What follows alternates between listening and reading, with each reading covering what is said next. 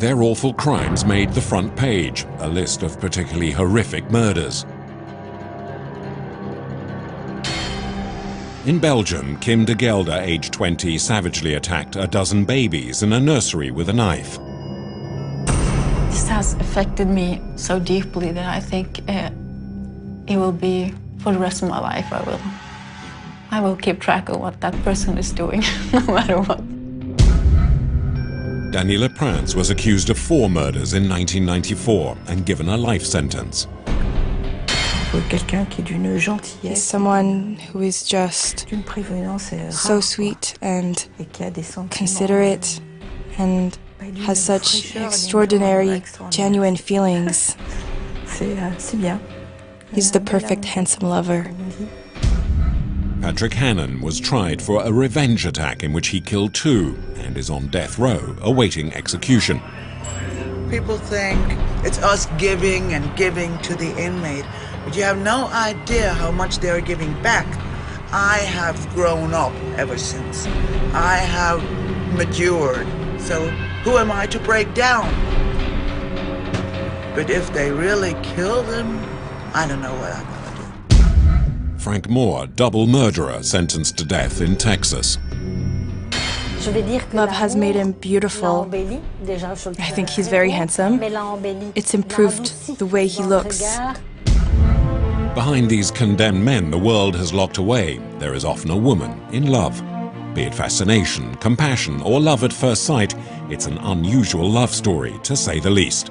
How can you love someone who has been found guilty of committing such crimes? How can these women forget the past and have a normal, balanced relationship? Presenter Clémentine Célarié spoke with several of these impassioned women in a series of remarkable and intimate interviews that give a glimpse into why and how they have fallen for such men.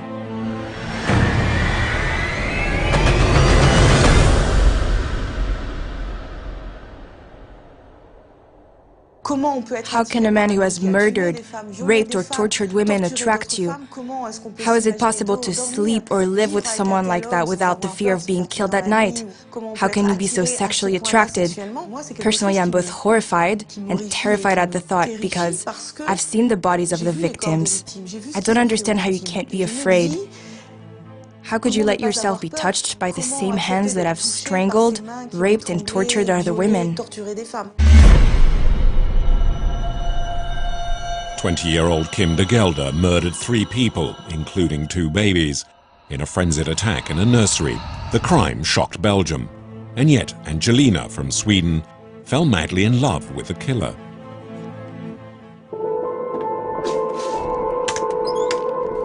Bonjour, hello. Bonjour. Hello, nice to meet you. Nice to meet you, enchantée de Enchantée. vous connaissez. Tu parles français? Un peu. Un peu? D'accord. We speak English, okay? Yeah, that's better. Welcome, it's a small place. Yeah. But you know, it's my place, okay? And welcome in my place. Thank you. Okay? Thank you. Okay, my name is Clémentine. Clémentine, Okay, yeah. Célarié. So welcome. I think you have to sit here. Yeah. I'm happy to meet you, and thank you for coming in my place. It was a It reminds me of my small apartment I had. Really? Before, yeah. My son has that apartment now. It's also a one-room apartment. Really? Yeah. Angelina lives in Sweden, not far from Stockholm. Aged 42, she's a sensitive, romantic artist.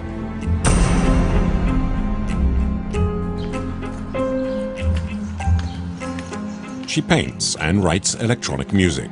In July 2008, during a rock concert, she met an attractive young man. Could you try to remember what attracted you in Kim? I didn't want to be attracted to that young, very little guy. So I felt weird because he was so much younger. Mm-hmm. So I tried to ignore, the attraction and feeling. I couldn't say there was anything particular that I was attracted to. It was just a feeling, a connection. A very strong feeling from the heart.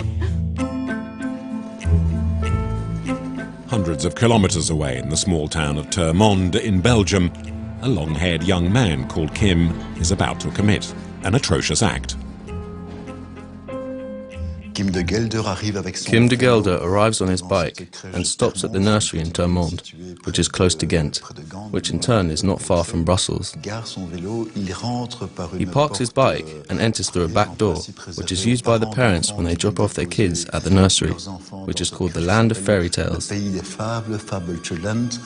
And he tells one of the minders that he's looking for some specific information, so she lets him in. He then goes crazy and stabs a 54-year-old nurse to death, and then kills 2 babies and wounds several others. The police soon arrives, but he's run away, and then the whole of Belgium is shocked by this awful drama. A drama that's hard to comprehend, beyond the imagination. How can anyone attack babies like that? No one ever imagined such a thoroughly atrocious thing could happen. And it's Kim de Gelder's bicycle that leads to his arrest soon after the attacks. At first, Kim adopts an attitude like he's a militant, a prisoner of war, and says nothing.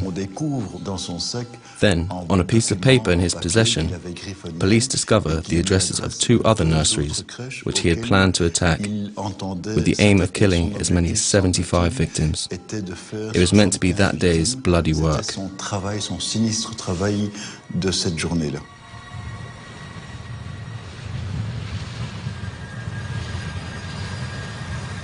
News of Kim de Gelder's brutality spreads beyond Belgium and makes the front page everywhere, including Sweden. This is the picture that you saw on the news. Yeah, this is the first picture I saw in the news with Kim in a Swedish newspaper, and it took a while for me, but then I started remembering that I had met a guy that looked just like him at a concert 6 months earlier, and his name was also Kim, and he was from Belgium. And he looked the same in the hairs? Yeah, same long hair, same age, and at first I was terribly shocked when I read about the news without immediately connecting. I usually don't feel so strong about every terrible news I read in the newspaper, and I, don't have a special tendency to fall in love with mass murderers in general either. So this is a very separate incident in my life, and that's affected me a lot. I can't even to imagine somebody doing like that, and then imagine that maybe I met this person, and I would prefer that it would be him, because then my memories would make sense and everything would, then I'm not just some crazy person imagining stuff. Under the spell of the mysterious killer, Angelina wants him to know of her love and writes him a very provocative letter. It's certainly bizarre to start a letter by saying murdering children is a courageous act. That's what probably fascinates her, the fact of doing something no one else would do, which makes Kim courageous in her eyes. But killing babies in a nursery is not a brave act.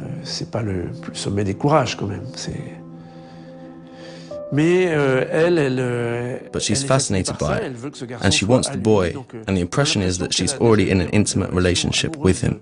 And she's jealous of all the potentially sexy female guards that might supervise him. It's almost incestuous. He's both her son and lover. Angelina never receives an answer, but continues to write on a regular basis.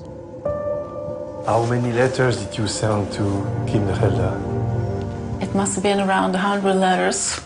For a period I sent a lot of letters, maybe 2 or 3 per week. And the answer to you how many times? Twice. Yeah, so it's a bit unfair. I wrote 100 letters and only got 2 back. The first letter I got when my dad took it up first, and then he gave it to me. And I was just ran into the bathroom and opened it and was sitting there with my heart pounding and very shocked. I was pretty sure he was going to answer, at least once, but I didn't know when the letter was going to arrive, or if I was going to get the letter in my hands, so... I got it, yeah, I got 2 letters. Did you feel like compassion, or what did you feel? You know, I felt that for a while I felt that we were like one and the same person, that we had telepathic contact. It got very psychotic, everything. It like was entered another dimension where we could talk to each other about everything. And do you think, could you describe this as a great thing, as a beautiful thing, as an extraordinary thing? It was very extraordinary, and at the time I thought it was very beautiful too. Yeah. Because it was very overpowering emotionally. Overpowering, you mean? Yeah. Very emotional? Yeah, it was very emotional. And yeah. Well, you have to have a spiritual belief if you want to understand that sort of communication. So I believe people can communicate without saying a word, actually. Yeah, I agree.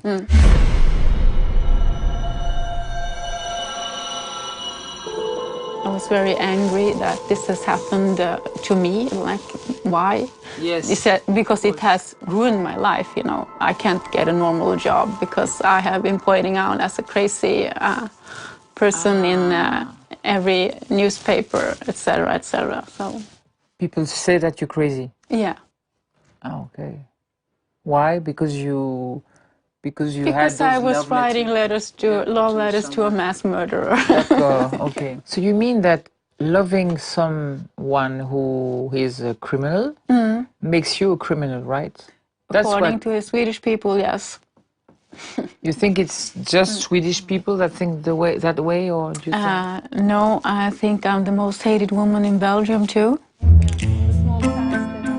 It's remarkable to see just how far she feels there's something actually very healthy about this love. There's something very spiritual, very positive about her when she speaks about this connection. And also, we had a very good discussion.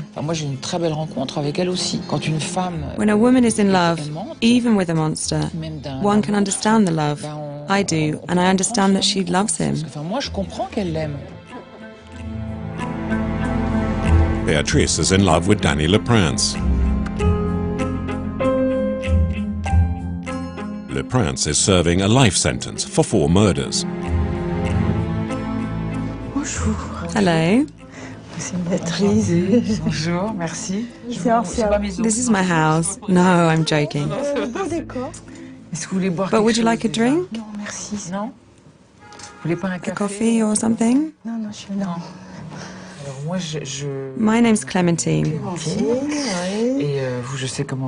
I know your name, but I don't know anything about you. I wanted to, well, I wanted us to meet up and find out all about you for myself, not through listening to what others have said to me.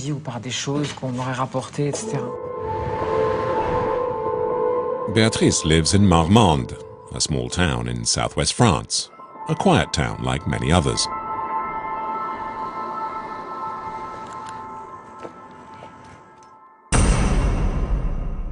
Beatrice is an anaesthetist and every day has the same ritual back home when she's finished work. She keeps an eager eye open for the postman. What is it? A letter from Danny. Does he write often? Often, very often. It's a way to keep our relationship going. We have just the letters, the phone, and the occasional visits.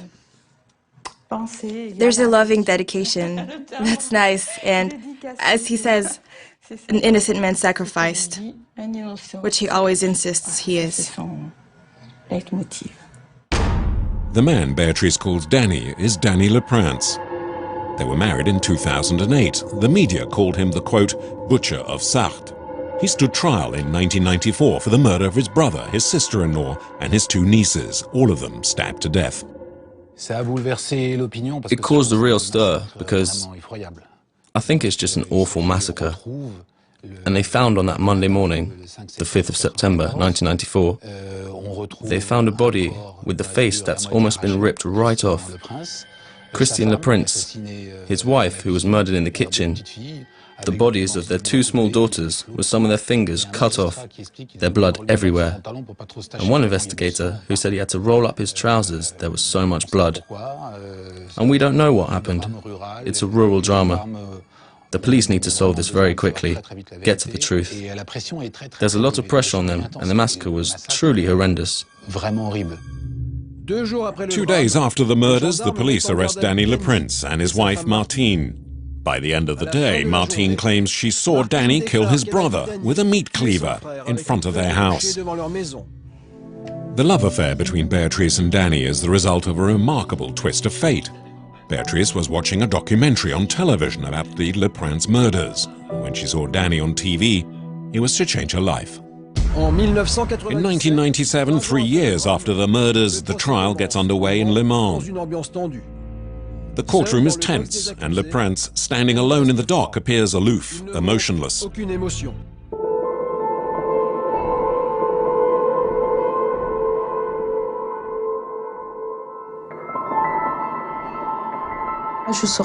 I was getting over a divorce and was feeling very down, and I thought, the poor man, he needs help, and I thought I could do something useful in my life. Because as a doctor, you don't contribute anything. No, I mean, in my life, I thought I could do one good act. So I decided to help him. And that's how it started. And that's how it began, yes. My approach is to be compassionate, to say, poor man, you're in a real pickle, it's just too bad what's happening. I think you're innocent and I'm willing to help if you want, and I'm sending some stamps so you can reply. And Danny does reply. When he replied the way he did, I discovered he was someone really exceptional who needed my help, and that was all. Beatrice is convinced of Danny's innocence and wants to meet him. She travels from Marmande to Poissy for her first prison visit and the chance to meet Danny face to face. When he saw me, he kept saying he didn't believe it, that it wasn't true, and that I couldn't possibly be interested in him. But I was, and it was quite touching, as he was in a really bad way, psychologically. It's true to begin with. He found it hard to accept there really was someone interested in him, someone who came to visit him, me.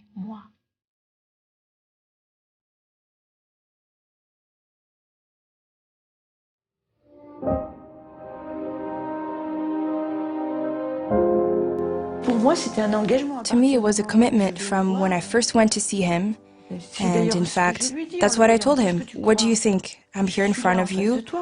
We're locked in this room. I can't get out. We're together for 2 hours at least. What do you think?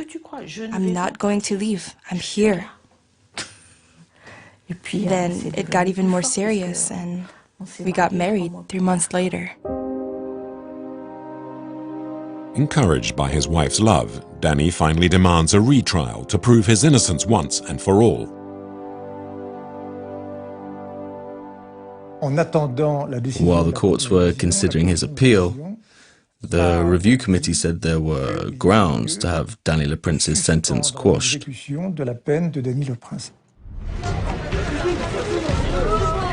Danny Leprince is freed after 16 years in prison.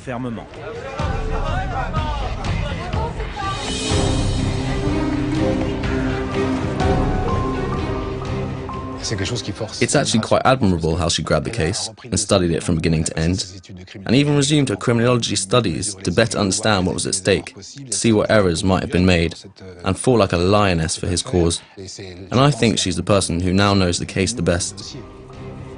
Danny Leprince never utters a word, as he's been strictly warned to keep quiet and give no interviews to the media. After 16 years in jail, liberty is a very daunting prospect. Everything's changed. Everything's different. You need to get to grips with being free again, and it's terribly difficult. He was locked up behind bars for almost 17 years, so he had to learn to use keys again. Yeah, it must have been really hard for him. No, the real thing that bothered him was when I left and locked the door behind me, and that reminded him. But I used to tease him with that. I tell him, I'm leaving, but you have the keys. Mentally, it reminded him of little things. The relationship, which had been uncertain, became stronger. So, love is always there, as is the kindness. So it's good. Beatrice and Danny finally learn how to live together, like a proper married couple. But their happiness is short-lived, when in April 2010 there's bad news. The appeals court rules the review committee was wrong and orders his return to prison, having been judged once and for all to be guilty. And how did you feel after you left prison that day? I felt angry. I was furious. Thinking you can destroy someone's life, make him suffer for something he never did, I was furious. Something had to be done to stop this, and I was more determined than ever to help them. On her own now at Marmande, Beatrice thinks only of the day when she and Danny might be reunited. When he left, suddenly like that, I had to hide all his personal belongings because I couldn't bear to look at them. So all his clothes, his bicycle, his gloves, his boots, everything, I put them all in the cupboard.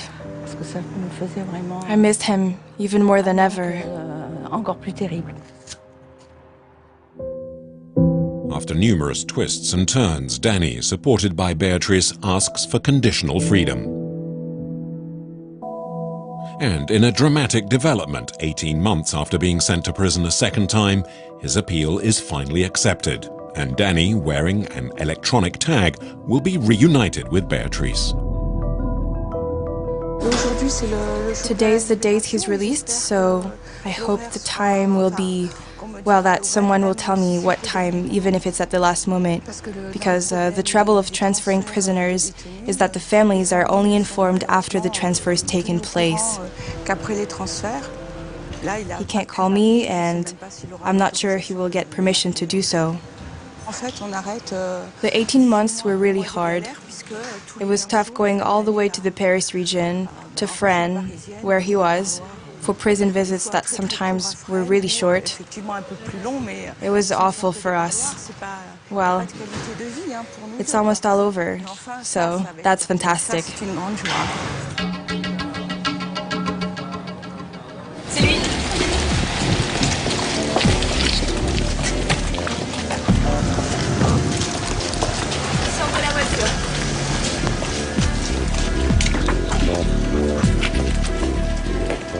Let me through.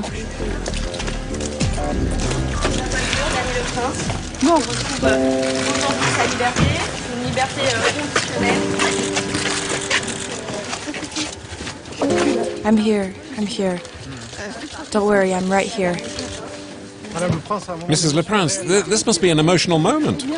Yes, a lot of emotion. Yeah, come over here. A quick word, Mrs. Leprince. Yes, I'm delighted. My husband isn't allowed to talk about it, though. He has to come home. Après, ce sera vous. Merci à vous.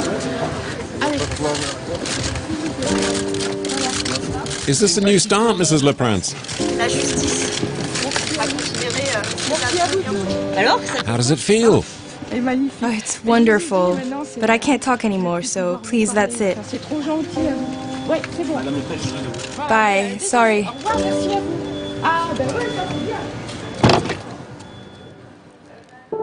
Beatrice and Danny make the most of their reunion in private and have never left each other's side since. In Europe, the penalties for murder might be severe, but in some states of the US, homicide is punished with a death sentence. Many prisoners find themselves on death row, waiting to be executed. One such is Patrick Hannon. His wife is Petra, a German. Bonjour, hello. Enchanté. Enchanté. You speak French? No, pas beaucoup. Oh, a little bit. I understand. Thank you very much. Very nice to meet you. So. Petra is a park ranger in a suburb of Stuttgart.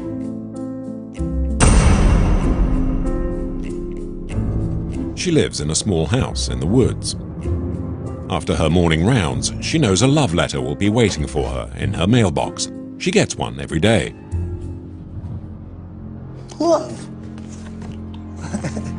My beautiful wife, you're the love of my life, the center of my very existence. Without you, I'm nothing but a lost, lonely man. With you in my heart and by my side, I'm the happiest man in the world. He always says he's the happiest man in the world, although he isn't there. So, now let's see, Patrick.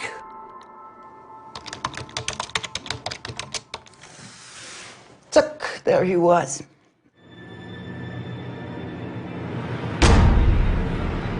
In January 1991, at Tampa in Florida, Patrick Hannon took part in a settling of scores with two friends that ended badly. One man is killed, stabbed several times. Another is murdered by multiple gunshots. His accomplices say Patrick is responsible for both killings, and he's arrested and sentenced to death. He's now been on death row in Florida for almost 23 years. This is what Patrick did for me. He did it himself? Yeah. Until a couple of years ago, they could crochet, and now it's not legal anymore, but somehow he had some yarn left, and that's what he did for me. How did you meet him? Some people say it was by chance, but actually it's a crazy story. I remembered this, I seen a documentary in German television about some sheriff in Arizona. And from this sheriff, I got to death penalty, to death row, one click after another. But out of curiosity, I clicked on some state. It happened to be Florida. And they are listed alphabetically, you know, from A to L, H to something, 4 sections. And I closed my eyes, I clicked on H, and there he was, Hannon. And then I said, okay, I'll give it a try. If he had not written back, I would have never tried another inmate. This was not what I wanted. But he wrote me a letter, very nice, and I was digging into his case, and I thought to myself, this man is not guilty. We are writing since 2008, and I got the huge boxes in my bedroom. Must be more than 1,000 letters. I never throw away any letter, never. You write very often? Every day. Every day. And he too. And he too. Yeah. Letters and cards and more letters. And of course, everything is censored. See, du bist mein wahre Liebe. In German, oh, yeah. I love you, and so on and so forth. This is our married life, you know. I look at him, he's a teddy bear. He couldn't kill a fly. He couldn't kill a fly. He's not my killer, he's my husband. Could you tell us about the first time you saw Patrick? Yes. We were riding like 3 or 4 months. Yeah. And then the question arises, will you visit me? And I was afraid it was behind glass. It's not behind glass, we have contact visit, like you and I. Like you and yeah. Voilà. That's what I was thinking about. Thank God. That's important. Yeah, of course. Because we can hold hands and we can touch and see and I can smell him and feel him and touch him, and so that's the good thing about it. Well, I booked a flight to Florida, thinking to myself, what are you doing? And I was driving to prison, and I thought to myself, this is not happening. Is this happening? And so I was standing in this visitors park, thinking to myself, any minute now, the door will open and my future husband, my probably future husband, will come out and let's see. I hope he's not a douchebag. Okay. A what? A douchebag, an idiot. So he came out, he saw me, and it was instant recognition. And then he kissed me. I don't remember much. There must have been an earthquake somewhere, a hurricane or... Oops. And I was, okay, it's him. That's him. It's him. Oh my God. And then oh my God, I'm trapped. Now I'm trapped. I did have a wonderful life before, you know. I had no worries in the world. Now I do have a big problem. Yeah. But he's the, now I do. But he's the man of my life, believe it or not. He's funny. Of course. Twice a year, Petra flies to the town of Stark in the United States, where the largest penitentiary in Florida also holds some of the state's most dangerous prisoners. 1,400 inmates held in a maximum security jail. All the European wives of death row prisoners stay in this hotel. Petra is in the habit of always reserving the same room. This is my wedding dress, because we are not allowed to wear white. And I had to pick a color. When I got married, I didn't know this or this. And I threw a coin, and it was the green one. It's important for you to change every day. Not for me, for him. For him. For him. And I wear high heels, and if I can. And I want to look good for him. Yeah, I want to look good for him. So I think I'll take this one tomorrow and this one on Sunday. I will decide tomorrow morning. I'm not much into dresses, but it's for him. It's for my husband. At Stark, visiting hours are between 9 in the morning and 3 in the afternoon. 6 hours for Petra to rediscover her husband after a 6-month separation.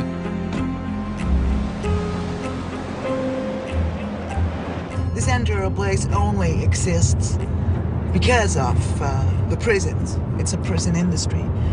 Everybody either working for the prisons or the farmers around here growing cabbage support the prison. And all the wonderful cattle you see around here, the cows, and all the pigs that are bred here, you know, they are for the people, but you must not believe they are getting any real meat. They are getting like meat patties or something, some substitute stuff. Suddenly, Florida's largest prison appears out of nowhere. It's a series of buildings that seem to stretch forever, surrounded by barbed wire fencing. This is the building where Patrick is at. And you see this V? This is their yard. So, hey, they're out? No, they are not. Oh, yes, they are. See? See these orange shirts? Patrick is there. Patrick is on the yard. Wow, if he knew that I'm here. If he only knew that I'm here. He is never missing a yard. This is Patrick there. And this is the correctional institution here. In this building, they are keeping the drug dogs and the prison dogs. This is where we are lining up. I must obviously not go there. That's administration. This is where the guards are going. And this is our parking lot. I'm just passing by because we want to be safe. We want to be safe. See, there's a patrol car. If they think we are any suspicious, we are in trouble. But of course we are not. My goodness, Patrick is out on the yard. Now I can tell him, hey baby, I saw you. Ooh, I did not obviate, but I know he never misses a yard. He never does. I'm so excited. It's the first time I saw them on the yard, actually. Wow, I'm so excited. They have yard this morning. They have yard like twice a week for 3 hours. Only twice a week for 3 hours. That's all they see. Petra married Patrick in 2008. Since then, she's managed to get by with the help of the wives of other prisoners, such as Georgia, the woman that aided her from her very first visits. The wives meet up here. They're a mixture of nationalities, French, Swiss, and even an Australian. Le lendemain du jour où il a reçu ma lettre, tout le monde lui a parlé de ma visite prochaine. Ah bon? Despite the smiles, there's an ever-present threat. Florida is one of the states with the highest number of executions. During executions, the rules for the families of the condemned are very strict.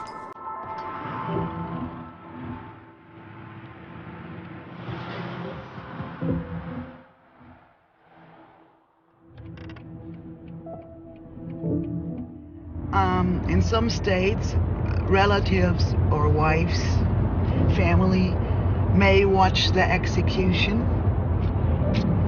In any case, Florida does not allow this.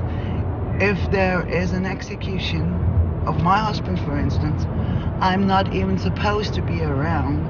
I must not be like 2 miles within the prison.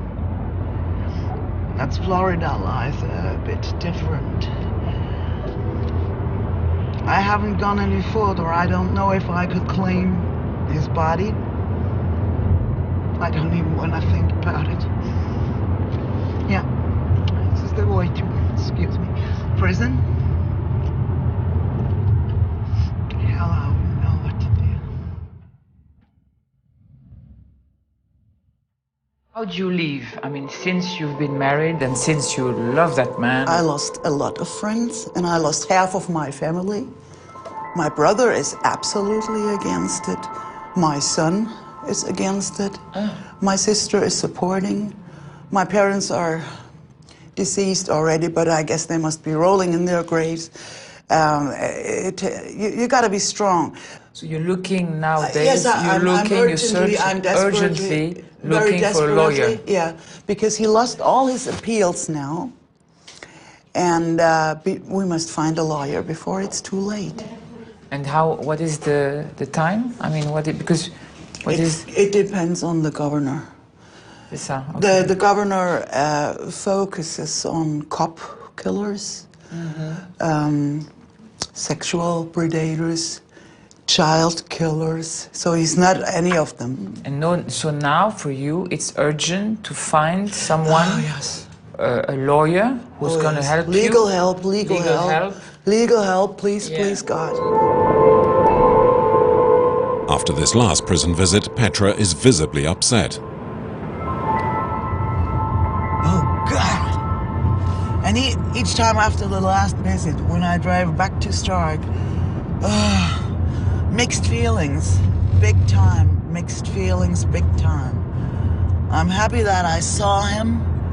I'm sorry I have to leave him here in hell. And on the other hand, I want to get the hell out of this country as quickly as possible. But then again, obviously, I want to take him with me.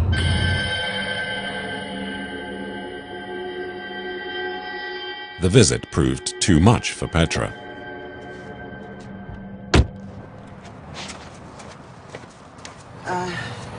We took just one picture. And one copy for you. Oh, it's very nice. And Patrick is saying hello to you all.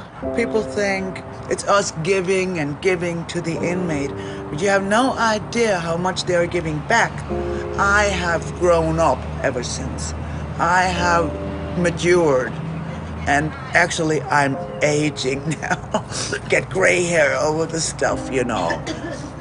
And he's been in hell for like almost 22 years, keeping hope alive. So who am I to break down? But if they really killed him, I don't know what I'm gonna do. I have no idea. That's the best visit I ever had, due to you guys. You know, if you weren't here now, I'd be in the room, or kicking the wall, or, you know, of just breaking down. It's good you're here. I'll see you in a minute.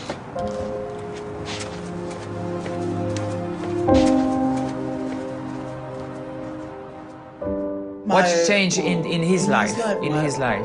My love, because he has no body. My first letter arrived, and he said it was like a sun ray getting in, so that I met him at the lowest point in his life, which frightens me sometimes. I'm always driving very carefully. Patrick needs me. I don't care about myself, you know.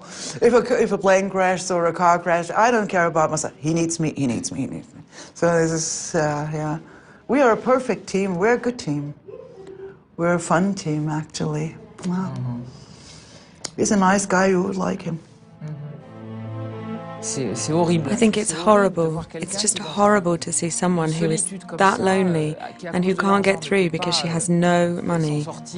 And the only thing I can think about is that we have to help her, because this man could die, and, well, there must be many others that are in the same situation.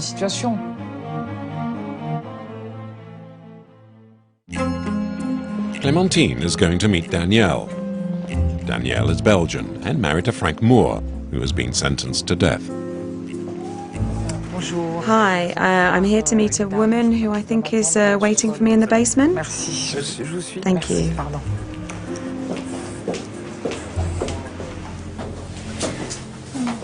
Hello, Clémentine. How are you? Yes, very well.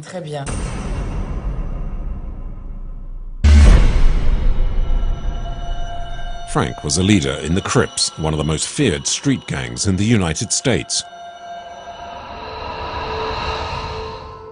Convicted of double murder, Franck is on death row in the high-security prison in Livingston, in Texas. Far away in Belgium, Danielle decided to write to Franck to exchange ideas and keep his morale up. Well,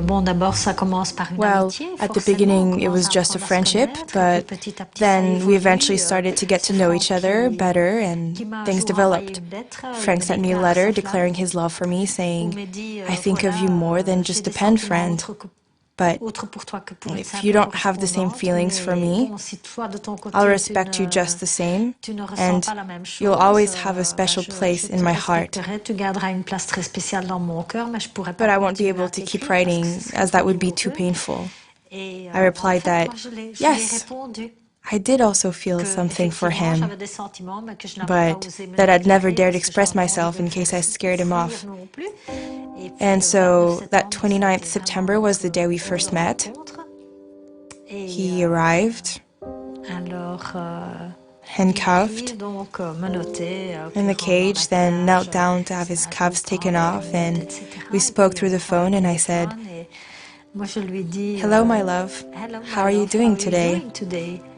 He looked at me, all surprised, and I was a bit embarrassed, and I thought, what have I said? It was stupid of me.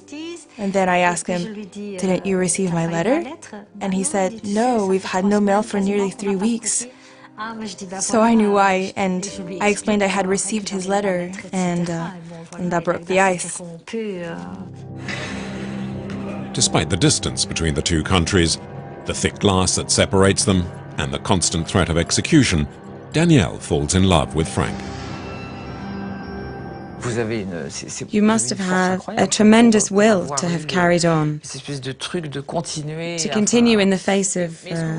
But do you think this man, your husband, has changed since he met you? Yes. Yes, because when you see the early photos, photos taken before we met each other, there's a kind of mask. A tough guy that lets nothing touch him. And I have to say, I think love has made him beautiful. I always thought he was handsome, but it softened the way he looks, and you'll see that in the photos. Do you have any? Yes, of course. I'm so pleased to have met you. You've made me want to cry, and I'm not someone that cries. I have some tissues, so don't worry. This was during one of my first visits. You can see the glass, and it's almost as if... Ah, there was a glass. Yeah, so this is the frame of the glass, and you're not allowed to touch that. Not at all. No, there's a kind of sensor there. It's very bright. He's happy. He's very handsome. Thanks.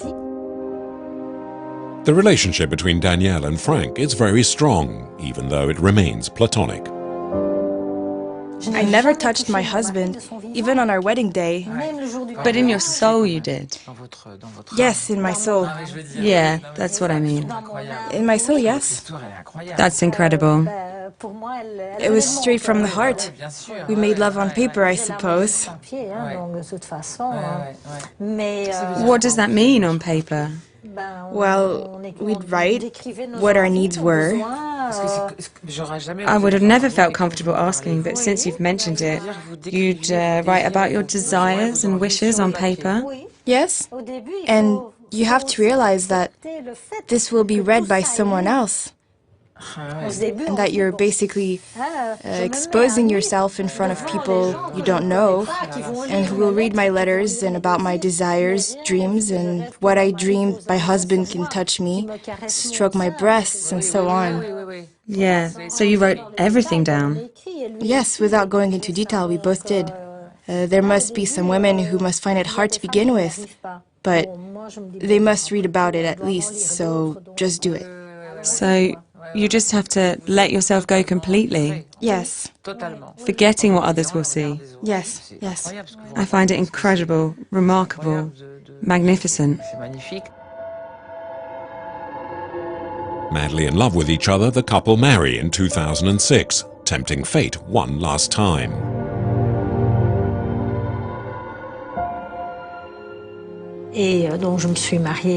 So I got married with a Belgian friend as witness, and then I went to the prison in my wedding gown, and they kind of did me a favor because the dress was open-backed. It was against the rules in theory, but I had a scarf of the same material, and I folded it in two and was wearing that, but I couldn't take in my bouquet. And so there was no physical contact then either? No. So you only looked at each other through the glass? Yeah. Yes. It was very, very difficult. Danielle and Franck's happiness is short-lived. The date of execution is set for January the 21st, 2009, when Franck will be killed by lethal injection. And how did you prepare yourself for the execution? How did you manage? I think you can never really prepare for something like that, because you're only told 2 weeks before. The prison has to know... I'm crying, and you're the one who went through it. It's awful. But to me, it's just terrible. Sorry, I interrupted. No. How did you manage? What's really very, very hard is to say... Thanks. You must have got through a lot of Kleenex. Oh, yes. Mountains. Let's say I've got used to the fact, but you can never forget. You don't seem to be suffering, you seem beyond that somehow. Because I know he's in peace now, where he is, because in a certain way his death was a release. To live 24 hours a day in a cell that's just 6 square meters, surrounded by concrete, never being able to touch another human being, with no television, not even a small radio. That's all you have left. You see, he's as much with you now as he was when he was locked away, because death is another kind of prison, you could say. As the execution date approached, Danielle went to Livingston Prison to be closer to her husband for as long as she could.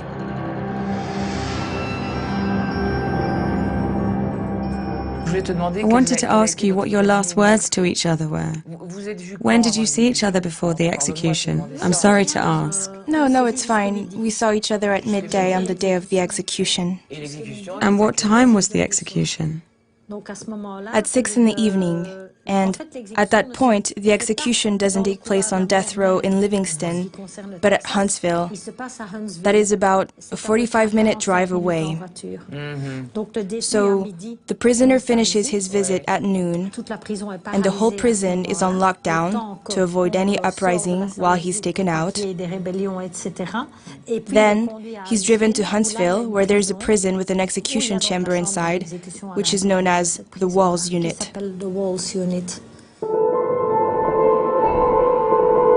Danielle had promised Franck her loving eyes would be the last thing he would see before dying.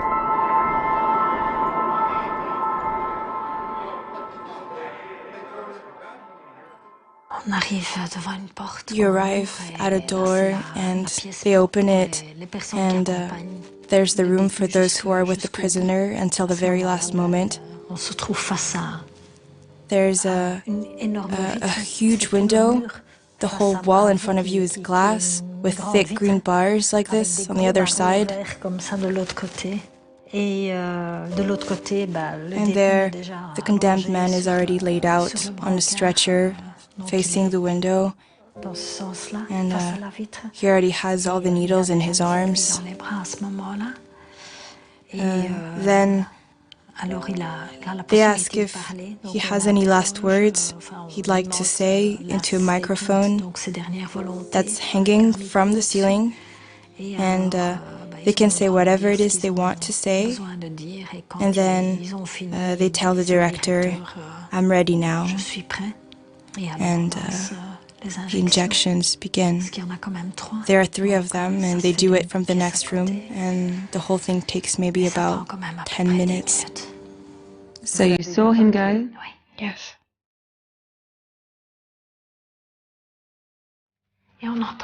And you can hear the pain. You can hear him being choked. You can hear the groans.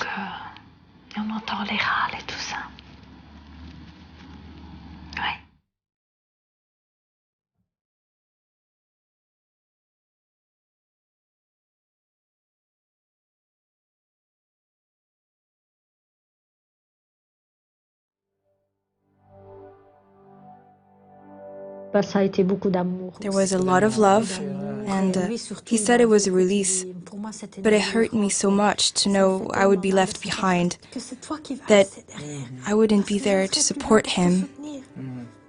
He knew there weren't many people who were there to help me at the time. He was thinking about you, in fact.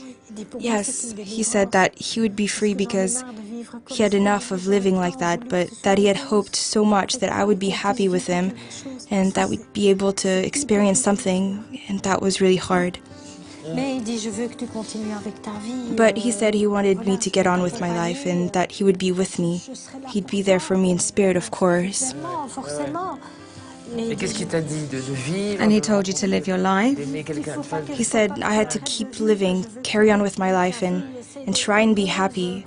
But it's extremely difficult because at that time I only wanted one thing. I swear, Clementine, if I could have climbed on that table instead of him, I would have given my life for that man. I know a lot of people will never understand that, but when you have so much love for someone, you can't let him leave. You feel he must keep living, and that's very, very difficult.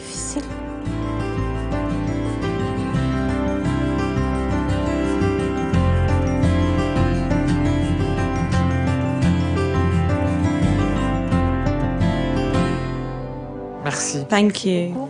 Thank you so much. I just wanted to tell you that one feels better when you've met. I mean, you see things differently. Well, good then. That's what I wanted to say to you. It's really important that people hear your story. It's so fulfilling. You bring such an honesty. Franck is part of you. It's obvious. You bring your love, your experiences, your story, which is immense. And one just feels overwhelmed, different. So thank you. Merci beaucoup. Merci, merci.